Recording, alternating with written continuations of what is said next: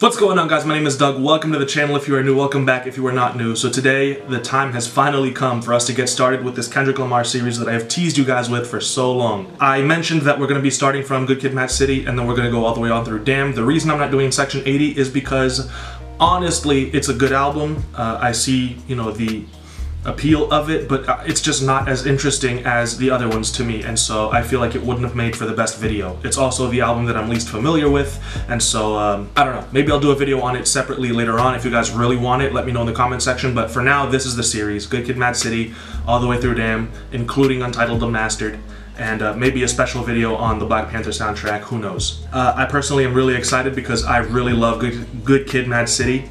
It is, in my opinion, possibly the greatest concept album that was ever made. Kendrick Lamar's story on this thing is just absolutely ridiculous.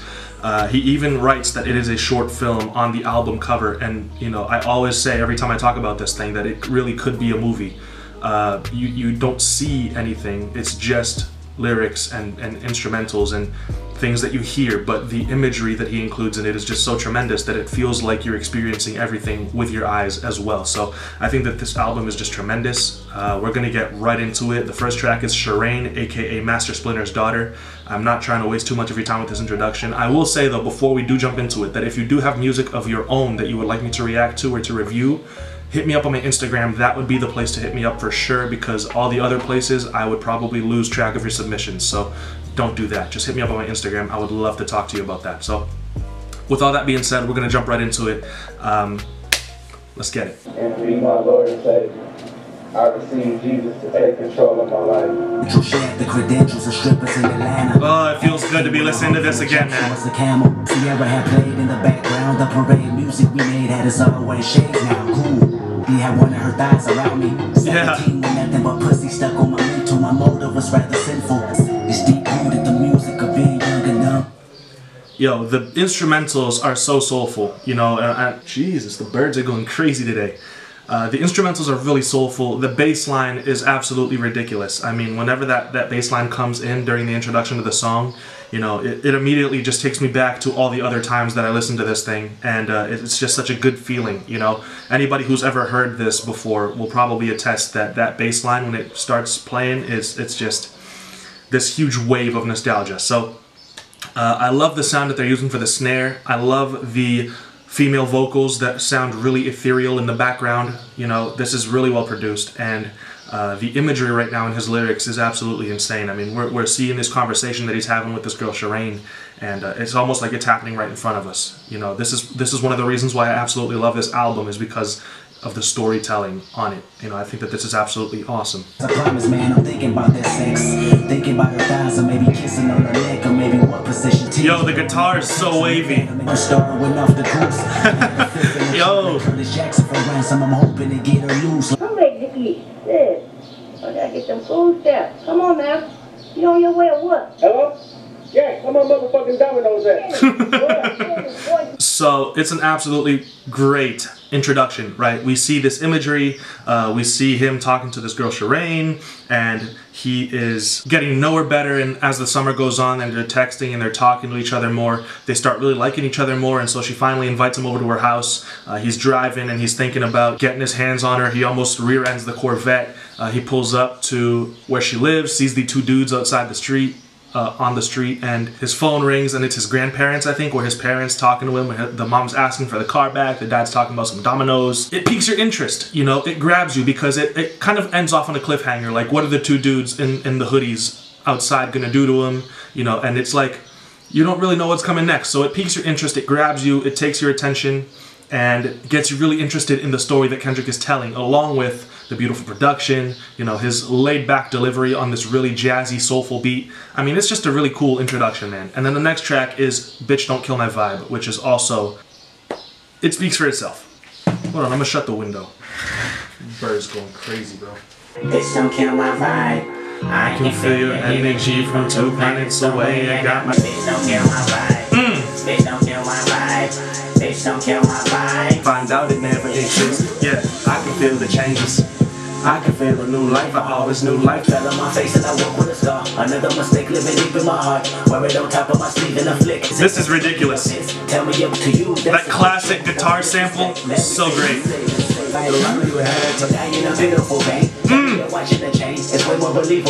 The strings are beautiful, bro. To close it out, we get this really beautiful string arrangement. So awesome, dude. Get in the car, nigga. Come on, we're finna roll out. And then at the end there, continuing the story, he's about to get into a car with his friends and do some freestyles. You know, it's a really cool little bit of context as to where we are in the story for the end there. But yeah, this track is absolutely beautiful. The waviness to it and the vibe to it is tremendous. That guitar sample actually includes that bass line in it as well, so that was a really great sample to use for this track. It really sets a really cool, laid-back, relaxed mood for it. The drums are absolutely ridiculous. I mean, there's a video online of Kendrick making this thing with Dr. Dre and Andre 3000 in the studio, so it had to be great, right? The string arrangements are great. The little female vocal chops in the background are absolutely beautiful. You know, the lyrics are super catchy. The hook is super, super catchy. So it's a great track. I really don't have to say much about it because I'm sure all of you love it. I really don't think I've ever met somebody who didn't like this track, so let's get to it. The next track is Backseat Freestyle. This track is like a masterclass in vocal inflections and delivery, of course. I pray my dick get big as the Eiffel Tower, so I can fuck in the matrix. My mind is living on cloud nine and this line is never on vacation. Yeah. Start up their minds, I ride like the Judas. Jesus Christ, if I live life on my knees, ain't no need to do this. That snare is nuts, dude. The bells are so crazy.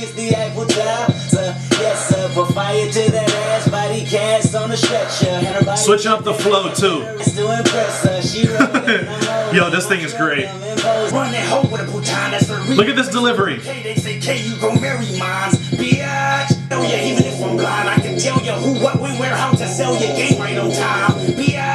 So this song is basically just representative of him in the backseat of the van, having a blast, doing some really funny freestyles, you know, just flexing, just saying whatever comes to his mind. That's why it doesn't feel like there's a clear message to it. He's basically just kind of like really having this braggadocious delivery and presence on this track. You know, there's not really a purpose for it. It's just kind of, it's almost like it's actually a freestyle, you know? So this is kind of just him having fun with the friends that are with him in the van. But I think that this track is absolutely ridiculous. It's a banger. The beat is actually relatively simple, but it just goes so hard, you know? And what really sets this track apart is the changing flows, the changing vocal inflections, the different voices that he uses, the different little characters that he puts in the track, you know, all of it. It just makes this track real special. The next song, The Art of Peer Pressure, is absolutely a phenomenal track, and it is a little more serious than Backseat Freestyle. So it's almost like Backseat Freestyle serves as kind of like an interlude, you know, or a transition track into this more serious track that continues on with the message of the project. I mean, lots of different reasons for putting Backseat Freestyle on there. Motherfucking story told by Kendrick Lamar, Rose Crash. This beat is so 90s West Coast hip-hop, but at the same time so jazzy. And we asking for no favors.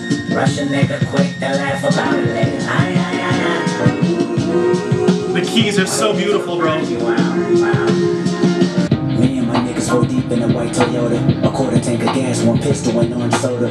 Jakey Stash first love you today. Cause the energy we bring is sure to carry away a flock of positive activists and filthy body wet. We pulled up on a bunch of working girls and asked them what they're working with. Look at me, I got the blood in my mouth. Me and the homies. I have goosebumps. The strings. Me and the homies. Doop, doop, doop, doop. Then we laugh about it, that's ironic, cause I never been violent until I'm with the homies. Just riding. Hey, nigga, I think somebody in this room. Wait, what? Nigga, there's somebody in this room. These plasma screen TVs in the trunk. We made a right, they made a left, they made a right, they made a left. This is nuts, bro. But they made a right, they made a left, they made a right, then another right. I think you hit the wrong blunt there. Ooh, which way? Storytelling on this thing is just ridiculous. From smoking weed and doing drugs and drinking when normally he's a sober soul, but he's with the homies, so he does it. And then riding around, seeing people in the wrong colors and pulling up on them and interrogating them, you know, and normally he's not violent, but he's with the homies. And then breaking into somebody's house, about to catch his first offense, but then they made a right, they made a left, and then another left, and the cops, they made a right, left, and another right, so the cops didn't catch him, they got away. One lucky night with the homies. It's just ridiculous, you know? You see this really good kid who normally does everything the right way, you know, and he's normally a peaceful soul, he's a sober soul, but whenever he's with his friends, they take him to do all these things that he wouldn't have done if he weren't with them, you know? And so I think that it's called The Art of Peer Pressure, and there's literally no better title for this track. This track is brilliantly executed in its lyricism, the storytelling, the flow, but the production on this thing is also phenomenal. The first half of it is just really jazzy and slash 90s West Coast hip-hop. I think it's a brilliant mix of the two styles, and then the second half is, you know, really like laid back and almost like creepy, you know, like the vibe you get from it is like there's people who are sneaking around doing things they shouldn't do, you know, which is perfect for the story that he's telling on it. It's a beautiful track. Next track is Money Trees. Oh man, I had actually forgotten just how good, this thing was. Yeah, bitch. Home invasion was persuasive. That's the home invasion from the last track. They wasn't cool, they was. I fucked Shireen and went to tell my bros. Then Usher rain called and we start rhyming, yeah, bitch. That's that backseat freestyle. We had to free our mind. Easy come up, yeah, bitch. Yeah, bitch. A silver spoon, I know you come from, yeah, bitch. Yeah, bitch. Everybody go respect the shooter. One in front of the gun lives forever. Money Trees is the perfect place to shade, and that's just how I feel. Yo, this song, dude. You know, big ballin' with my own man. That Louis burgers never be the same. Won't be the same, won't be. A Louis belt that never ease that pain. Won't these niggas pick your pockets, Santa Claus don't miss them stockings, liquor spilling, pistols popping. I just want to get out the house, man. This man is on one. He feeling good. Listen to him. Got a big old fat ass. Yo, the little interludes with his parents are absolutely hilarious. His dad is probably one of my favorite characters off of this thing. But yo, this track, first of all, the production is just ridiculously wavy, you know?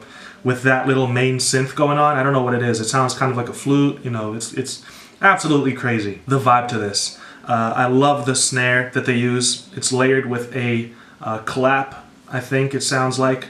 You know, I think that there's some little bells going on in the background. It's just a really, really cool beat, you know, really wavy. Definitely like a kick back and relax type of beat. But Kendrick Lamar is talking about home invasions with his friends and then pulling up and rapping in the backseat of the car.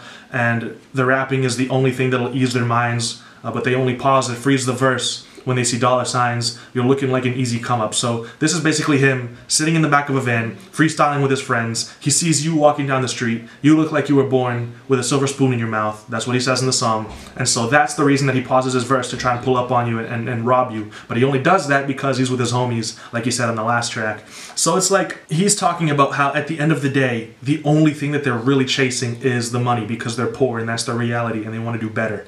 You know, he talks about his Uncle Tony who died, and he was one of the people who believed in him. You know, he said that I would be on tour, and then saying that the Louis burgers will never be the same after that, so that's probably where it happened. The Louis belt will never ease the pain, but he's still gonna buy it. He says that in the track. So it's like, these things are going on around him, he's robbing people, his family members dying, but at the end of the day, the reason that he only chases the money is because Money Trees is the perfect place for shade. So, you know, it's such an awesome song. The message is crazy, talking about these people who are living in this situation, because he said that when the people from his hood heard this thing, they were amazed at how he was able to capture what they were all feeling on the songs. So it's just this really insane picture that he paints perfectly, you know, with his lyricism, with the storytelling. That's what always stands out to me. He's just insane. The move for empathy is blood in my pen. Better yet with your friends and them. I really want to know you all. The female vocals are phenomenal. The soul to this track is insane. Rule a nation, I can tell. But I can never right my wrongs unless I write it down for real. Know just what you want. Poetic justice. Dedicated to the fun sex, your natural hair and your soft skin and your big ass and that sundress. Ooh. The verse you looking in the mirror. Love is not just a verse you looking for, maybe. I'm gonna tell you where I'm from. Okay? You gonna tell me where you from? Yeah, so at the end, apparently that's one of the dudes that was sitting outside on Shireen's porch, coming up to the car and saying, "You're gonna tell me where you're from, I'm gonna tell you where I'm from, you're gonna tell me everything about yourself, and you know what? Just get out the car." So they're basically pulling him out of the car, they're interrogating him now because they don't know him, they don't know where he's from, and that's just the type of thing that would go on. This track is absolutely beautiful, you know, and he's basically thinking about Shireen as he's sitting outside her house. That's basically what I get from it, because at the end we see him get pulled out of the car by those two dudes on her porch, so if the track is about love, he's probably thinking about Shireen and all the things that he wants to do to her. The Drake feature is absolutely great. The beat is ridiculously wavy. It's very, very cool. One of the better smooth beats on this project for sure. It's a great track too. I really like that one. That's one of the ones that I come back to a lot. Next track is Good Kid. Him having withdrawals of a prisoner on his way. Trapped inside your desire to find your bullets that stray. Then I should pray. For the record, I recognize that I'm easily prey. I got 8 alive yesterday. I got... Yo, this little lead is really great. I love the choir in the background. The bass line is really, really fire. Clock in the morning, I feel you just want to kill all my hindrances while ignoring my purpose to perseverance. You make it a pleasure to put me through game fouls, but that don't matter because the matter. This is so relevant. I heard the chat room with 20 zaddies, the strolls, and grown up candy. I lost it. I feel it's nothing to lose. The street short to release. This is your station, baby. Yeah, man, he's really talking about how being a good kid in this city is a struggle for him, because at first he talks about red and blue gangs, Bloods and Crips, and how he doesn't really belong to them, but he knows people on them, and so other people from other gangs see him walking around with people from those rival gangs. They recognize him, they jump him, they, you know, do all this thing, even though he doesn't really belong to any of these groups. You know, step on my neck and get blood in your Nike checks. And then he references red and blue in the second verse, referencing cop cars and the lights on top of their vehicles, and he talks about how the cops are also after him. So you see both gangs jumping him, beating him up because they see him with other rival gang members. Cops beating him up and racial profiling, and then also slamming him to the ground, stepping on his neck because they'll never respect the good kid, M.A.A.D City. And this goes along with a line off of the next track, which is M.A.A.D City. It seems like the whole city is going against him. It seems like everybody's after him because he doesn't choose a side. Like, at least if he had chosen a gang to be a part of, the people on that gang wouldn't jump him, you know? But since he's not affiliated with any one, he gets beat up by both, and then the cops also beat him up. So the next track is M.A.A.D City. I was considering just letting it play right into it, but I had to give a little bit of opinions on that last track. And yeah, this now is one of the hardest tracks on this project. Let's get it. That main string loop is insane. Not the drill sergeant, but the stress that when you know your brain. Warriors and coldness, hope euphoria can slow this with society. The driver's seat, that was back when I was 9. Joey packed a 9, back to stand on every punch is fine. Man. Case, ARs, AR, duck. That's what mama said when we was eating every lunch. Reality struck, I seen a white car crash. The light pole, 2 niggas hopped out on foot and then like that. Wow. Projects turn up, gang signs get blown up. Cocaine laced to see you bleeding. You know the reasons, but still I never know my life. Kendrick, aka Countless Humans. Yeah, so real. Yeah, deal with the outcome of strapping. Those strings are insane, bro. It was great relief, and it's safe to say that our next generation maybe can sleep with dreams of being a lawyer, doctor. Instead, You ain't the one that got fucked up. What you hold me for? Yeah, so he got jumped by those two dudes in hoodies outside Shireen's place, you know, and this is his friends picking him up, giving him something to drink to kind of ease the pain. Talking about, in M.A.A.D City, the different things that go on in the city, you know, the people that come after him, the violence that goes on, driving around in the van with 4 guns in it, you know, sleeping with a gun on you, always being ready to either ride or die. Talking about the effects of using drugs laced with other things, you know, and how his first blunt had him foaming at the mouth. I mean, just a whole bunch of imagery in the lyricism. And really, the only way for you to really experience it is to listen to it for yourself like 3 or 4 times to try and catch different things every listen. He really manages to put a whole lot of information in a very short amount of time. So it's a great track. The production on this thing is brutal. I mean, it is upfront, in your face, very aggressive, and it fits the tone of what Kendrick Lamar is saying on this track. So I think that that is absolutely brilliant. I think that this track is really, really well executed. And as we saw at the end, his friends were giving him a bottle to drink to ease the pain of getting beat up and pummeled. And the next track track is Swimming Pools, which is about drinking and alcoholism. And so I just think that the structure of this entire thing is just so incredible. It's extremely well put together. It's a very cohesive story that he's telling, and I think that that's just tremendous. But yeah, like I said, next track is Swimming Pools, so let's get it. Headshot. Sit down. Stand up. I done grew around some people living their life in bottles. Granddaddy had the golden flags, backstroke every day in Chicago. And the record will repeat. Took a sip, another sip. Then somebody said to me, first you get a swimming pool full of liquor, then you dive in it. The string hits are awesome. The little lead is also great. This is parental advice, and apparently I'm over influenced by what you are doing. I thought I was doing the most, and someone said to me, all I have in life is my new appetite for failure. And I got hunger, pain that release everything that corrode inside of me. I see you joking while you laugh. Don't you feel bad? I probably sleeping. And I hope that bitch that set him up out there, we gonna pop that bitch too. Wait, hold up, hey. Get out, you good? You good? Yeah, bro, I'm good. Dang, you good? Big bitch, that nigga killed my brother.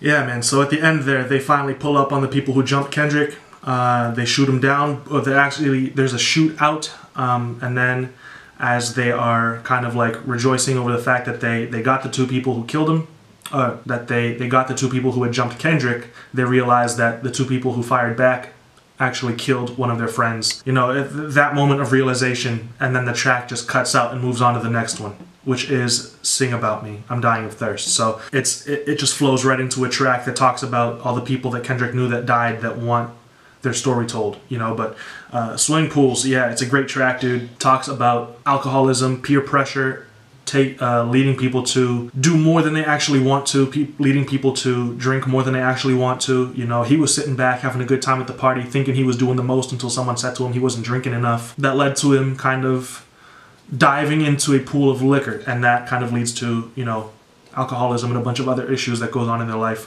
which is something that is very prevalent in the communities, especially ones like the one where Kendrick grew up in. So that's kind of what he's talking about in this track. I think the production's great, the little leads, the strings, they're all great. But the next track is the one that I really want to get to because it is a terrific track, it is a beautiful track, and it's a heartbreaking track. So let's get to it. And then figured I'd call you in case I'm not here tomorrow. I'm hoping that I can borrow a piece of mind. I'm behind on what I know exactly what happened. You ran outside when you heard my brother cry for help, whispering, get him, I got him, and I ain't give a fuck. That same mentality I told my brother not to duck. And if I die before your album drop, I hope. The guitar is brilliant. The strings are so emotional. Give me my future. Her nigga behind me right now asking for ass and shit. And I'ma need that $40 for another girl damaged by the system. These foster homes I run away and never do miss them. The schemer wondering when I'm arrested. And you're right, your brother was a brother to me. And your sister said life for 20 generations after her soul. Exactly what'd happen if I ain't continue rapping or steady screeching. The driver is rubbing, hands on the wheel. Who said we wasn't? Bring it back. Who got the footage? Channel 9. Cameras, money is power. Yours is ours. Lay with a snitch. Die with a coward. Lord God, I come to you a sinner, and I humbly repent. So at the end there we get the prayer that we got in the beginning. That was basically them turning to God and religion to kind of cleanse themselves of their sins, I guess. They feel like they're dying of thirst. They feel like they need something to give them a fresh start, a new beginning, a new life. You know, they're just seeking change, you know, anywhere at all. And so that was them kind of embracing religion at the end and saying that prayer from the beginning. This track is 12 minutes long, and it's absolutely beautiful, you know, talking about the different stories from different people in his community and in his city, talking about the desperation and the sensation that it feels, that he felt, the sensation of dying of thirst when you needed that fresh start, that new beginning, that feeling of being tired of running around and tired of hunting people, hunting his own kind. You know, it's a track that is incredibly well executed. It's a track that there are really no words for. It's just something that is absolutely beautiful. You know, the production is amazing. And like I said, there just are no words for it. You know, it's brilliant. It is a brilliant song. You living in a world that come with plan B, cause plan A never relay a guarantee. You love when love hurts. You love red bottom and gold that say queen. You love handbag on the way all breaks, you'll still say you're lovely and love them and love when you love her. You love us very well, cause we have the same eyes, can't you tell? The days I tried to come and plant C, just an excuse like because, or the word but what if I got love? I love them, I living my life inside the club. Should I hate her for watching me for? But don't learn the hard way like I did, man. Any niggas can kill a man. That don't make you a real nigga. Friends over there about food for less, the people can also tell you about the good books and that's our matter. Yeah, man, so this almost sounds like an outro, even though we still got one more track. It's really cool to hear his parents talking to him at the end, telling him what it means to be a real man, and saying, you know, we're sorry about what happened to you and to your friends. The neighbors told me that they were preaching to you because that's what you guys need. Oh, by the way, Top Dog called. He wants you to come to the studio, take the music seriously. So it's like the story of him about to become famous and get signed, basically. And then, you know, her saying that she expects him to grow up and get out of that situation, out of that place, that hard place where he grew up in, and then come back and give back to that same community that he grew up in. And so that's kind of what he's doing with this project. You know, it's very meta.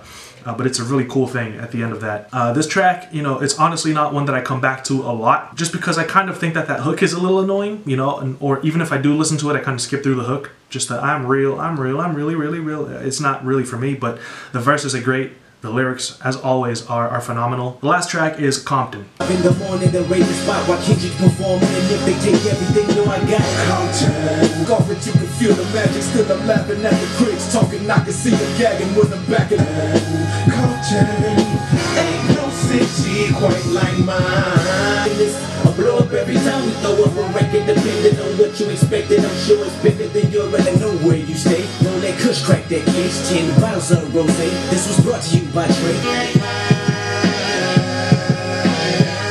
That's so dope, dude. The vocoder is such an awesome instrument. Mom, I'm gonna use the van real quick. Be back 15 minutes.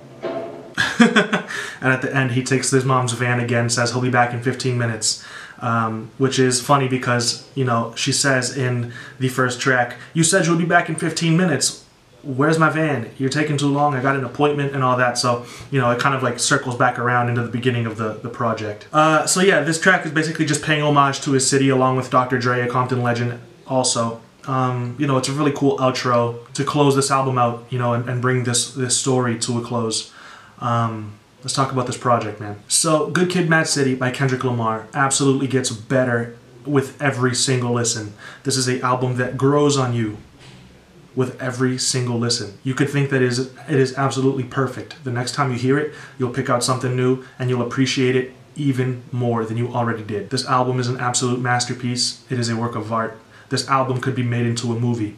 This album is incredible for storytelling, for production, for realism, you know, for telling the story of a city where gangs and violence and drugs and liquor abound, you know, and the story of a lot of the kids living there right now who aren't really involved in any of it, but they're still surrounded by it, and kind of giving hope to people in that situation, you know, that they could rise up, that they can conquer whatever they would like to, that they can achieve whatever they want to, even though they come from such a harsh environment. This is absolutely beautiful.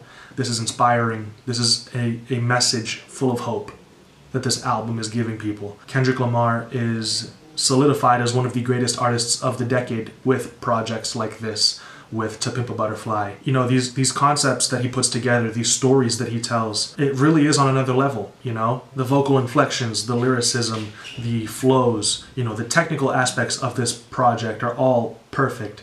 It is absolutely a masterclass in performance and in rap put on by Kendrick Lamar. Production on this thing fits every single track so perfectly, fits all the messages that Kendrick Lamar is telling so perfectly. It complements his verses so well. You know, the West Coast leads, the horns, the strings, the basic hip-hop drum patterns, just all of it is just so West Coast, so awesome. It almost pays tribute, you know, to West Coast hip-hop in the 90s. I think it's absolutely brilliant, you know, so everything about this project is just phenomenal. It is just great. I had a blast listening to it today. I hope you all enjoyed the video. If you're all excited about the next few videos on this series, if you're all excited about the content that I'm making on this channel, consider supporting the channel with a subscription, or by following me on my social media, or by becoming a patron on Patreon. that would be a really dope way for you to support the channel, and I would really appreciate any support at all coming from you guys. I will be back in another video very soon. Until then, guys, stay safe out there. Peace.